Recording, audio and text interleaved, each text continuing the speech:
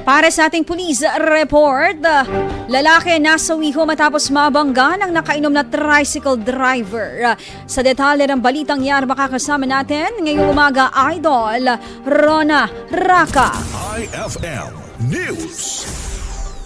Nasawi ang isang 20 anyos na lalaki sa nangyaring aksidente sa bahagi ng Barangay Baybay, Aguilar, Pangasinan. Sa panayam ng IFM News Igupan kay Aguilar Police Station Deputy for Operations, Police Captain Jesus Flores, agawan ng linya ang naging dahilan ng head-on collision ng kasalubong nitong tricycle. Motorsiklo ay lulan ng isang 20 anyos na driver at saka yung tricycle naman, driver ng 27 years old naman at mayroon siyang lulan na dalawang pasahero.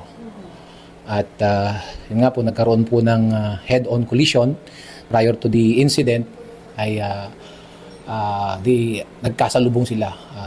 They have opposite direction and yun pong driver ng tricycle ay bayon sa investigasyon,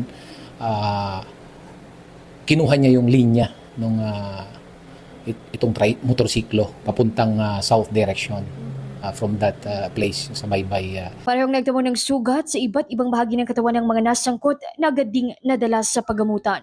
Sa investigasyon, walang driver's license na hawak ang parehong driver ng motor at tricycle. Hindi rin nakasuot ang helmet ang driver ng motor habang napag-alamang nakainom ang driver ng tricycle.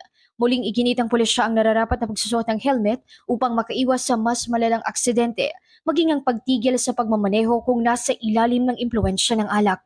Samantala, pagkatapos magpagaling ng driver ng tricy, ay haharap ito sa pulisya para sa tamang disposisyon. Mula rito sa IFM Dagupan, ito si Idol Rona Raka, Tatak, IFM. IFM News. IFM News.